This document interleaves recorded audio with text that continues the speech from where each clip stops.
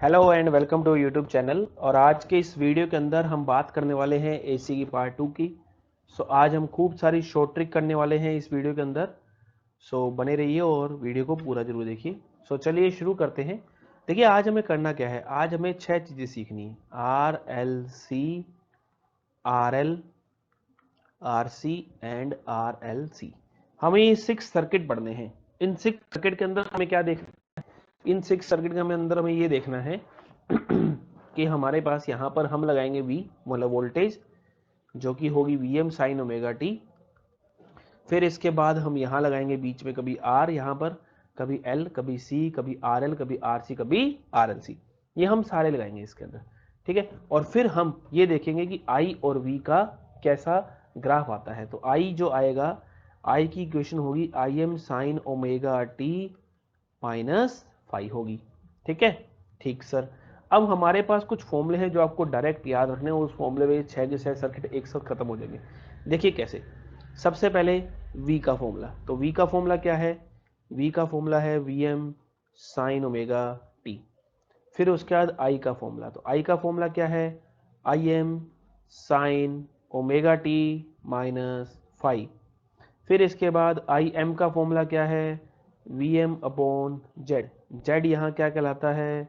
Z यहाँ कहलाता है इम्पीडेंस, ठीक है। और क्या कहलाता है? और इसे हिंदी में हम इसे कहते हैं प्रतिबाधा। ये हमने लास्ट वीडियो के अंदर भी पढ़ा हुआ है। फिर इसके बाद जेड का फॉर्मूला क्या होता है? R square plus XL minus X C का स्क्वायर, ठीक है। फिर इसके बाद आर और क्या आता है हमारे पास? एक्सएल का फॉर्मूला क्या है? तो एक्सएल का फॉर्मूला है ओमेगा एल। और क्या होता है? 2 पाई एफ एल। इसे बोलते क्या है? इंडक्टिव रिएक्टेंस, ठीक है। इसे बोलते क्या है? इंडक्टिव रिएक्टेंस, प्रेरकत्व या प्रेरकीय प्रतिघात, ठीक है। फिर एक्स सी क्या होता है? 1/ओमेगा एल होता है। ओमेगा क्या है? 2 पाई एफ सी, सॉरी सी है यहाँ, तो 1/2 पाई एफ सी। और ये क्या होता है? ये होता है कैपेसिटिव रिएक्टेंस, जिसे हम क्या कहते हैं? इसे हम धारितीय प्रतिघात कहते हैं, ठीक है। एक्सी को हम क्या बोलते हैं? एक्सी को हम बोलते हैं धारितीय प्रतिघात। एक्सी हमारे पास है धारितीय प्रतिघात।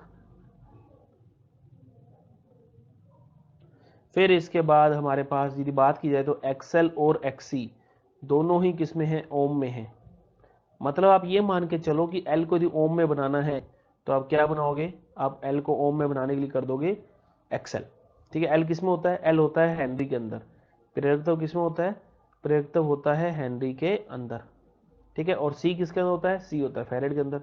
तो एक्सएल या एक्सी दोनों को ही ओम में बनाना हो तो मतलब सी या एल को दोनों ओम में बनाना, तो ऐसे बनाते हैं, ठीक है। तो फिर इसके बाद आर के सिरों पर वोल्टेज कितनी होती है? तो वो होती है V R equal to I into R, Ohm's law से। प्रेरकत्व के सिरों पे वोल्टेज कितनी होती है? तो प्रेरकत्व के सिरों पे वोल्टेज होती है आई इंटू एक्सएल। जैसा भी आपको मैंने कहा, ओम कितना काम करेगा ये वी आर क्या है? आर के सिरों पर विभव या पोटेंशियल पर विभव या पोटेंशियल, पोटेंशियल अक्रॉस आर है हमारे पास। वीसी क्या है हमारे पास? तो वीसी है हमारे पास आई एक्स सी। एक्स सी किस में है? ओम के अंदर है। एक्स सी हमारे पास किस में है? ओम के अंदर है, ठीक है। ठीक है। अब नेट वोल्टेज का फॉर्मूला क्या होगा? तो नेट वोल्टेज का फॉर्मूला होगा V R square plus V L minus V C का स्क्वायर का अंडर रूट। ये हमारे पास वी नेट वोल्टेज का फॉर्मूला होगा, ठीक है। फिर इसके बाद यहीं से ही हमारे पास जेड निकल के आया था, जो जेड का फॉर्मूला ये है R square plus XL minus XC square. फिर इसके बाद और क्या आता है? बात आती है फाई की।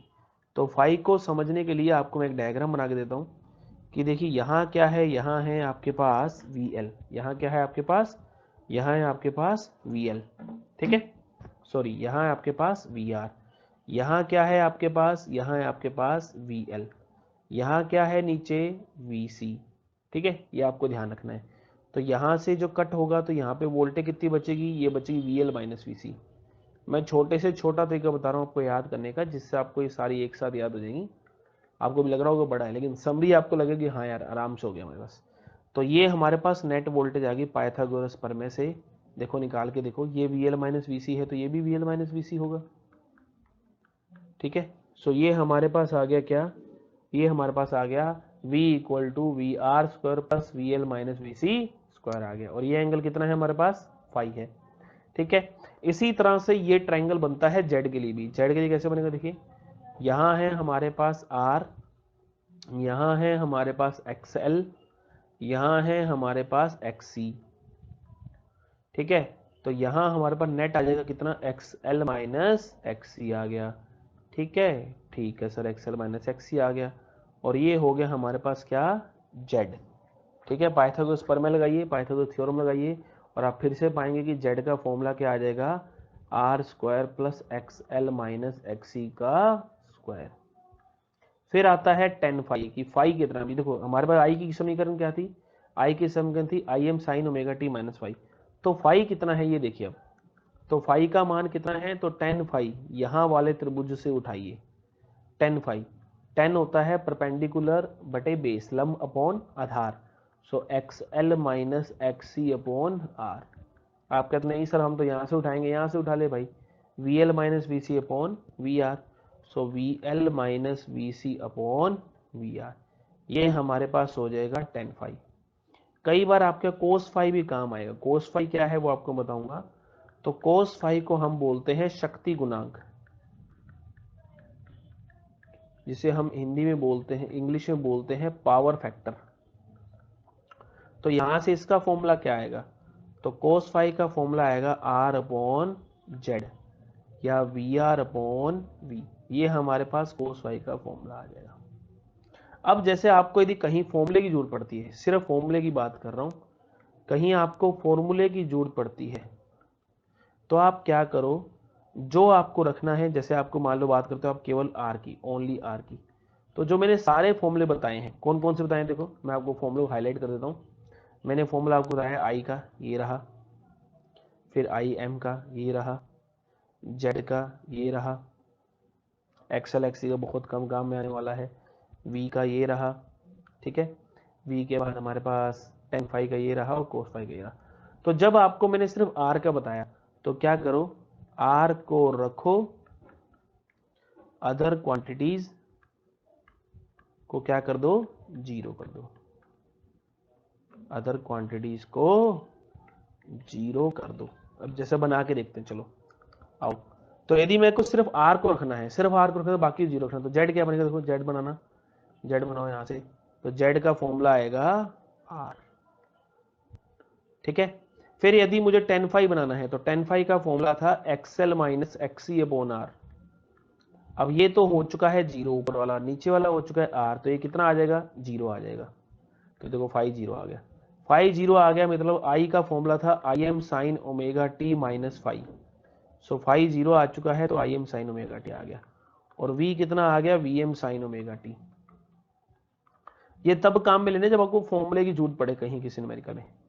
ठीक है, तो हम इसमें क्या कहेंगे, इसमें कहेंगे कि V व I सेम फेज में है। ठीक है, ये बात समझ आई, चलो भाई बढ़िया है, ये बात आपको समझ आ गई। कोस फाई पावर फैक्टर का फॉर्मूला, तो कोस फाई का फॉर्मूला क्या होगा, तो कोस फाई का फॉर्मूला था R upon Z, R upon Z कितना आ चुका है R, तो ये आ गया 1, तो फाई कितना होगा, फाई होगा 0 डिग्री। क्यों, क्योंकि V और I क्या है, सेम फेज में है। सो यहाँ पर यदि V और I सेम पेज में है तो हमारे पास ऐसे में फाई कितना आ जाएगा, फाई आ जाएगा हमारे पास 0 डिग्री। ठीक है, ये हमारे पास आ जाएगा हमारे पास फाई का फॉर्मूला। ठीक है,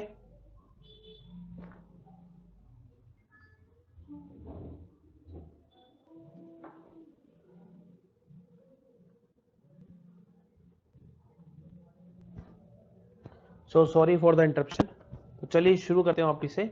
तो देखिए यदि हमें सिर्फ R पढ़ना है, ओनली R का हम फॉर्मूला पढ़ रहे हैं, तो मैंने आपको क्या बताया था कि टेन जेड का फॉर्मूला क्या था, जेड का फॉर्मूला था R square plus XL minus XC square, ये था हमारे पास फॉर्मूला।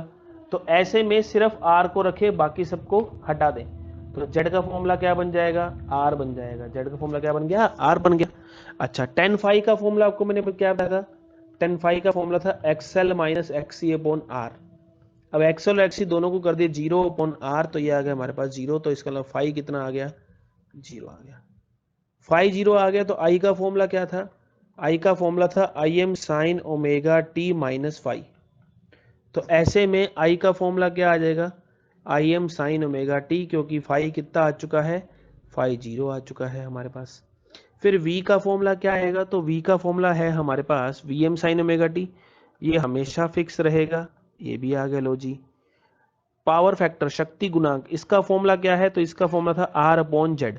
जेड को मैं कर चुका हूं आर, तो ये कितना आ गया 1, ठीक है। तो कोस फाई आ गया हमारे पास 1, वरना आप एक काम कर सकते हो कि फाई का मान यहां रख दो तो भी आ जाएगा आपके पास, ठीक है। तो ये सारे देखो हमारे पास आर के फॉर्मूले आ गए। अब यदि मैं इसके अंदर वेव डायग्राम, फेजर डायग्राम, जो आपको कभी मिलते नहीं है, कभी भी डायग्राम के अंदर ऐसा मिलेगा नहीं कि फेजर डायग्राम मिल जाए, हालांकि उसके लिए अपने अलग से क्लास लगा देंगे वेव डायग्राम, फेजर डायग्राम की।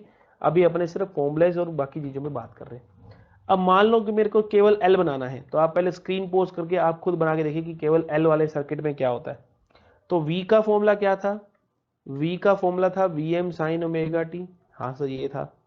आई का फॉर्मूला क्या था, आई का फॉर्मूला था I M sine omega T minus phi, ये था सर। सबसे पहले टेन फाई का फॉर्मूला क्या था, तो टेन फाई का फॉर्मूला था XL minus XC upon are.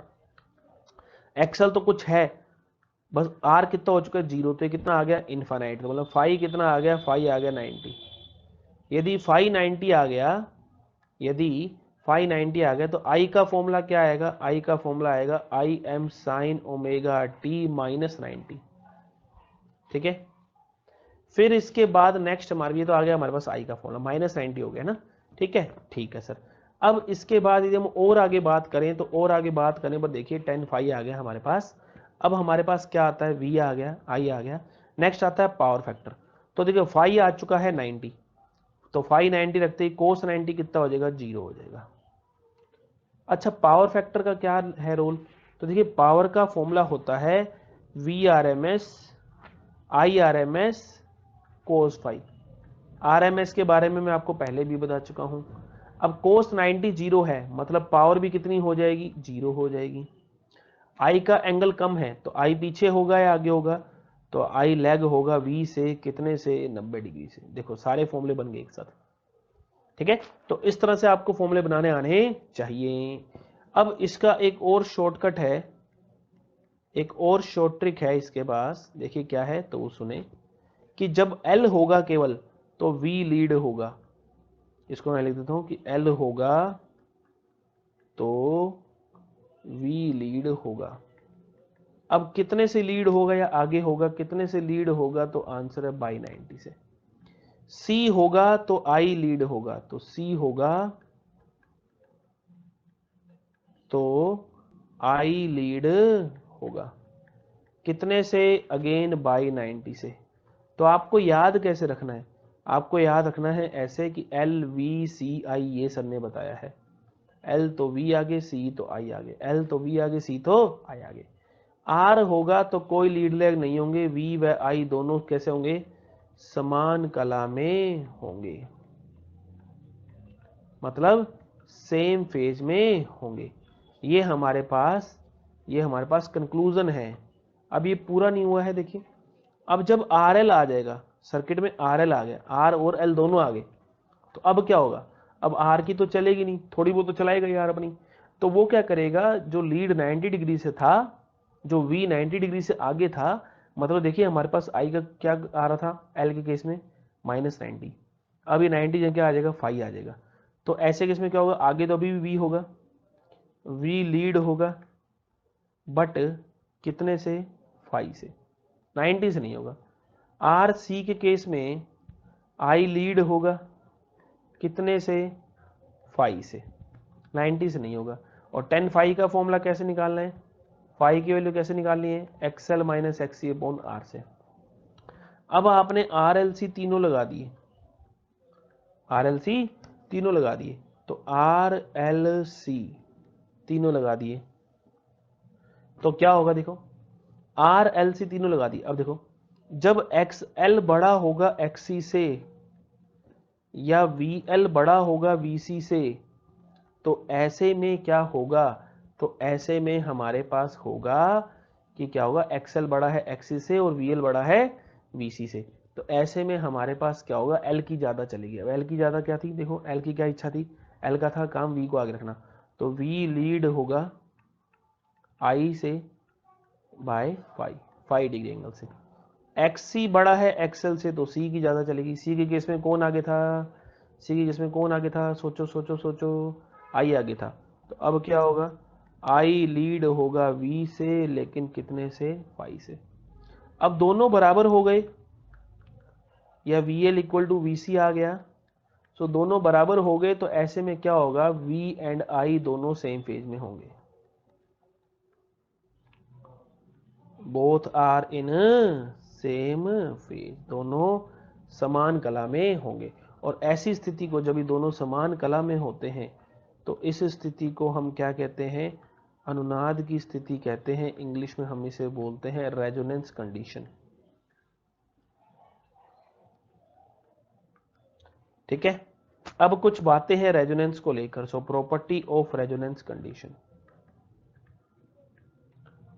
Property of resonance, अनुनाद की विशेषताएं।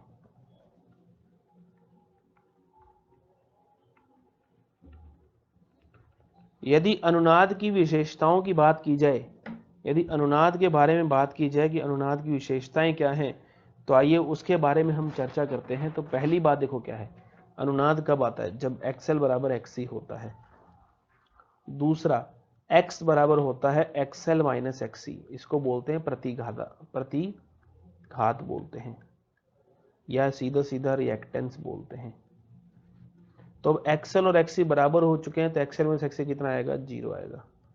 फिर जेड का फॉर्मूला था under root of R square plus X L minus X square, तो ये किसके बराबर आ जाएगा, आर। ये कैसी वैल्यू है, ये मिनिमम वैल्यू है।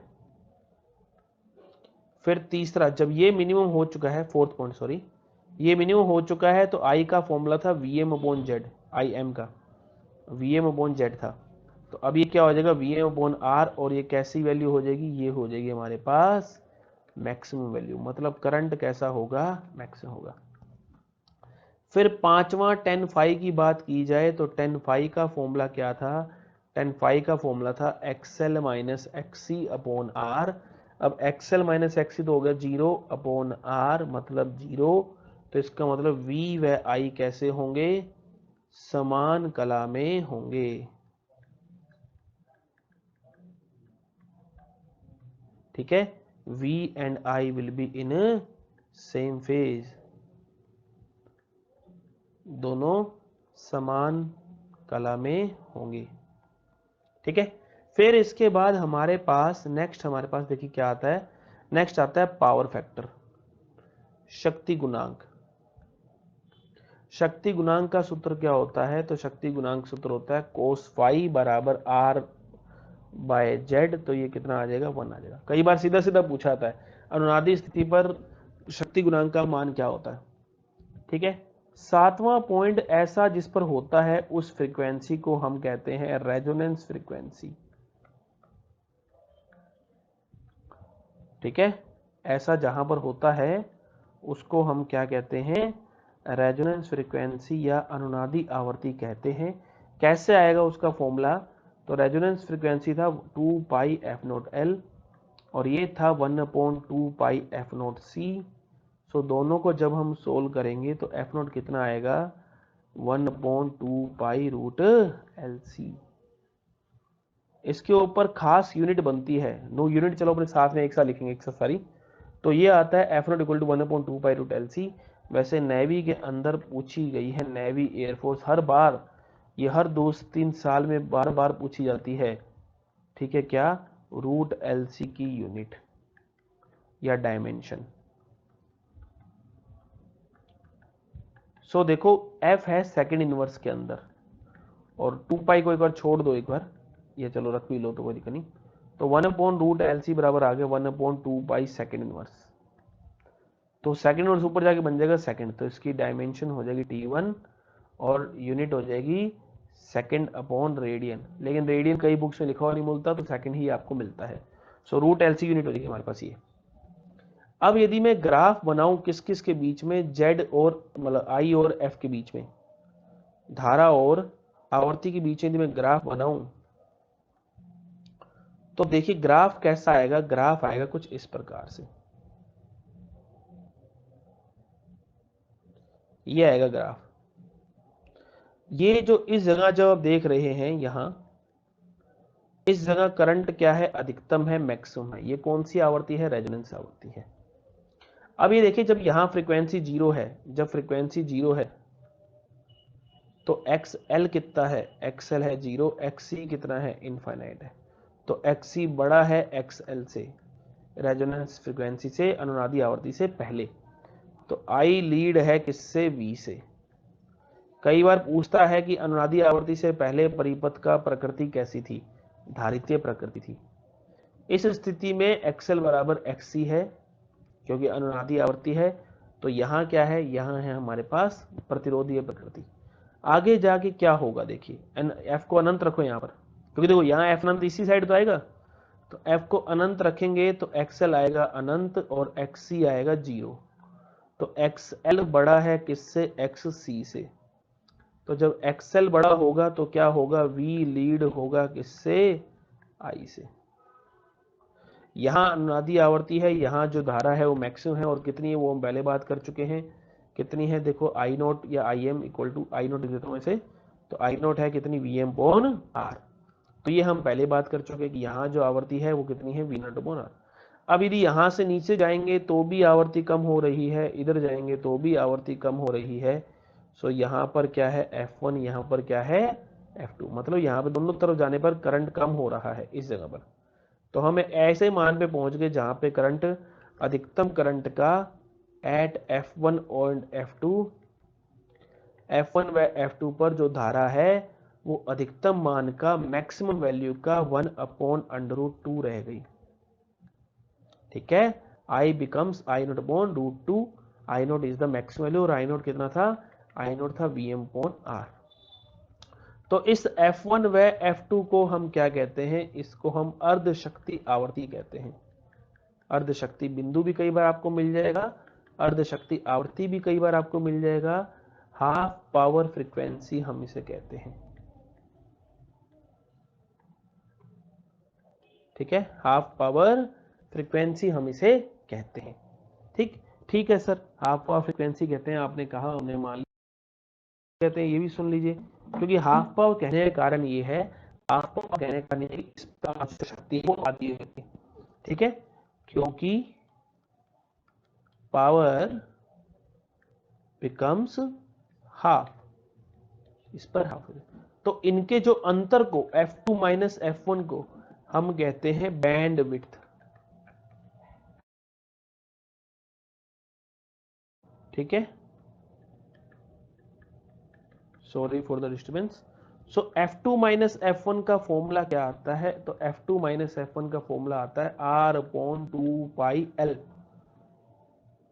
या ω2 माइनस ω1 का फॉर्मूला क्या आता है, R/L आता है। और इसे हम क्या कहते हैं, इसे हम कहते हैं R/L, ω2 माइनस ω1, इसे हम क्या कहते हैं, इसे हम कहते हैं बैंड विड्थ। बैंड विड्थ हम इसे कहते हैं, बैंड चौड़ाई। ठीक है, इसी पर नोट इंपॉर्टेंट क्वेश्चन बनता है कि R/L की यूनिट या मात्रक क्या है, या डायमेंशन क्या है, और इसका जवाब आप मुझे कमेंट सेक्शन में देंगे। इसी तरह से RC का मात्रक मैं आपको बता दूं क्या होता है, RC का मात्रक होता है सेकंड, जिसे हम समय नियतांक कहते हैं, और टो से लिखते हैं हम इसे। ठीक, सो ये हमारे पास देखो सारे फॉर्मूलेज का एक साथ हमारे पास निचोड़, सारे फॉर्मूले हमारे पास एक साथ आ गए, सारे निचोड़ एक साथ निकल गया RC का। इसी तरह से जो कर्व बना है, कर्व की शार्पनेस, तीखापन को किससे नापा जाता है, एक फैक्टर से नापा जाता है तीखेपन को। उस फैक्टर को हम कहते हैं क्यू फैक्टर, या हम कहते हैं क्वालिटी फैक्टर, या हम कहते हैं शक्ति गुणांक। ठीक है, क्या फॉर्मूला होता है इसका, तो इसका फॉर्मूला होता है 1/R√L/C। ये हमारे पास इसका फॉर्मूला होता है। कई इसकी डेफिनेशन ऐसे भी बनाते हैं कि रेजोनेंस फ्रीक्वेंसी अपॉन बैंडविड्थ, मतलब कई इसकी जो डेफिनेशन है वो इस तरह बनाई जाती है कि Q इक्वल टू F0 बटा F2 माइनस F1। तो ये इसकी बैंडविड्थ, मतलब इसका फॉर्मूला कई बार ऐसे दिया जाता है। मात्रकहीन राशि है ये,